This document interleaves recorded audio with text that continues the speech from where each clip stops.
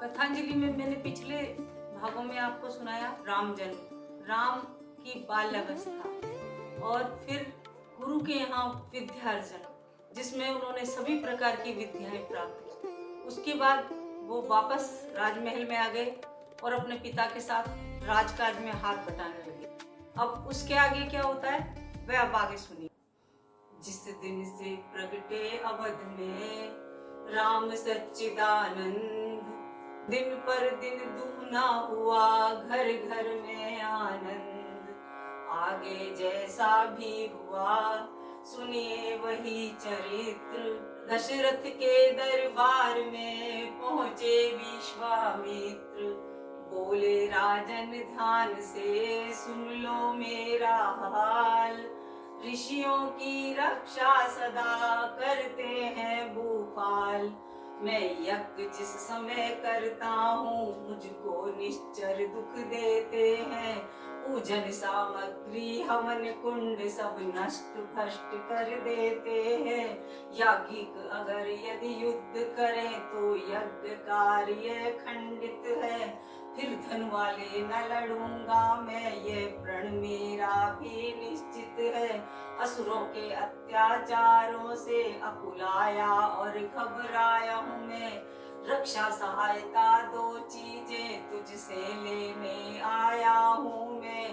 तू अपने पुत्र राम लक्ष्मण दे सौंप मुझे कुछ दिवसों को, इससे होगा पुण्य सुयश तुझको, कल्याण हर्ष उन दोनों का। यह सुनते ही दशरथ हुए व्याकुल और मलिन, हाथ जोड़ मुनिराज से बोले वाणी दीन। मुनि पर वो दोनों बालक हैं, भोले भाले नादान बड़े, रण विद्या नहीं जानते हैं, लड़ने से भी अनजान निरे। लो राजपाट सेना संपत्ति देने में कुछ दुश्वार नहीं, यदि आज्ञा हो मैं चला चलूं इससे भी है इनकार नहीं। है समर्पण जितने साधन शासन के हैं, मुनिवर सोच कर वचन कहे चारों सुत चौथे बन के हैं। वैसे तो चारों ही बालक मेरी बूढ़ी आंखों के तारे हैं, पर राम और लक्ष्मण दोनों प्राणों से ज्यादा प्यारे हैं। फिर राम सदा सुख धाम मेरा, उसका कब विरह गवारा है। वह तो चांदनी घर की है, जीवन का वही सहारा है। गाधी तन के हो गए रक्त वर्ण कुछ नैन, कहा कड़क कर नृपति से कुछ ऐसे में। अब टालम टूल नहीं अच्छी इस अवसर पर नरनाथ, या तो साफ जवाब दे या कर दे मेरे साथ। हे दशरथ तुझ जैसे ज्ञानी को इतनी बच्चों से ममता है, जा चुकी जवानी दीवानी फिर भी माया में भ्रमता है।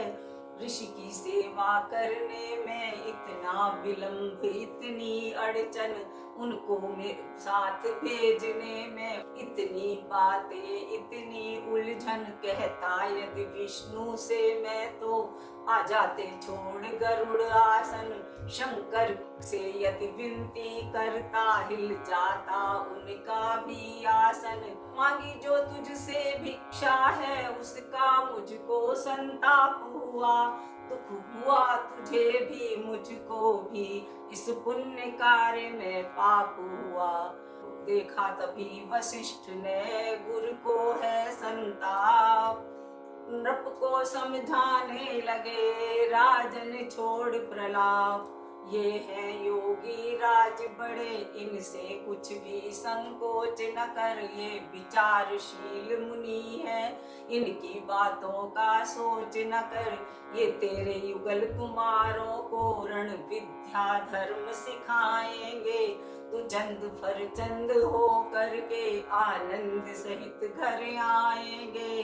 दशरथ बोले अब नहीं मुझको सोच संताप, दोनों पुत्रों के हुए संरक्षक गुरु आप, कहते ही भरी सभा में ही तत्काल बुलाए राम लखन, चरणों में गाधी तन्य जी के सानंद गिराए राम लखन, लो इनका हाथ हाथ में नाथ, ये दोनों भोले भाले हैं, ये फिक्रा याद रहे भगवन मैंने नाजों से पाले हैं, पितु का आशीर्वाद ले माता से वरदान, ऋषि सेवा को चल दिए दोनों ही बलवान, प्रातःकाल मुनिराज से बोले राजकुमार, आप निर्भय यज्ञ करे हम हैं पहरेदार, आरंभ यज्ञ के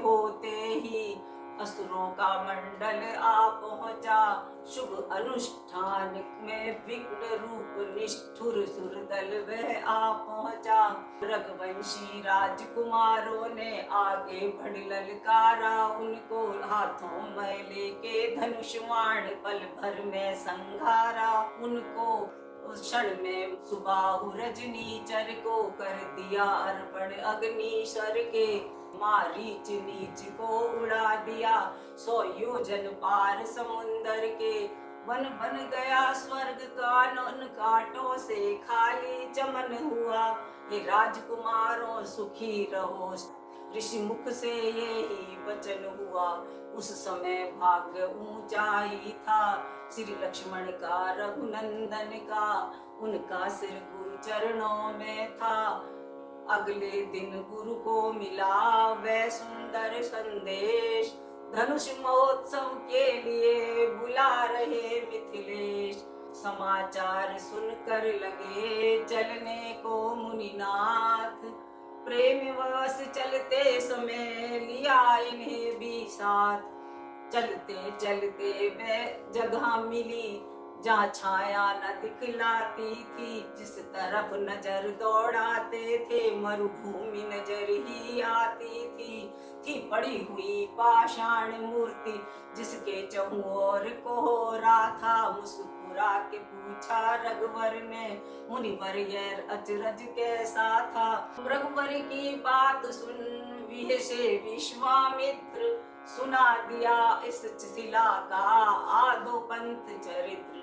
अब आप ये कथा सुन रहे हैं तो आपके मन में ये होगा कि उस शिला का क्या कथा थी। उसकी कथा थी कि जो अहिल्या नारी थी वो ब्रह्मा की मानस पुत्री थी और अपने समय में बहुत सुंदर और बहुत गुणवान थी। इंद्र उससे शादी करना चाहता था लेकिन ब्रह्मा ने उसकी शादी गौतम ऋषि से कर दी क्योंकि वो बहुत ज्ञानी थे। उनकी शादी होने के बाद वो अपने पति के घर में चली गई, लेकिन इंद्र के दिमाग से ये बात गई नहीं और वो एक दिन उनके साथ गौतम ऋषि का रूप धारण करके उनकी कुटिया में चला गया और उनका सतीत्व भंग कर दिया।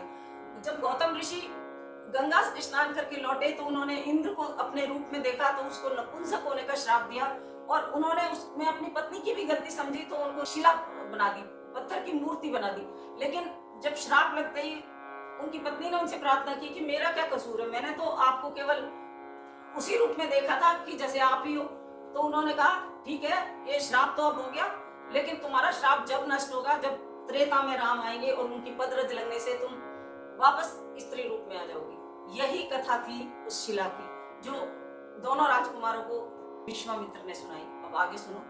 बोले कभी गौतम तिये थी अब शिला शाप की मारी है, सबसे उपराम हुई है ये आकांक्षा सिर्फ तुम्हारी है, इस पाप प्रताड़ित पथरी को पद रज का चेतन चूरण दो, ये पतिता है पावन पद दो, निर्जीवन से संजीवन दो। छुआ शिला को चरण से राघव ने तत्काल, पद रज लगते ही हुई गौतम नारी निहाल, हुआ अहिल्या नारी का इस प्रकार उद्धार, मन चाहा वर प्राप्त कर पतिपुर गई सिधार, आगे चल 2 दिन हुआ गंगा जी में नान, राजकुमारों ने किया वहां बहुत कुछ दान। इस प्रकार रुकते हुए वो जनकपुरी पहुंचे।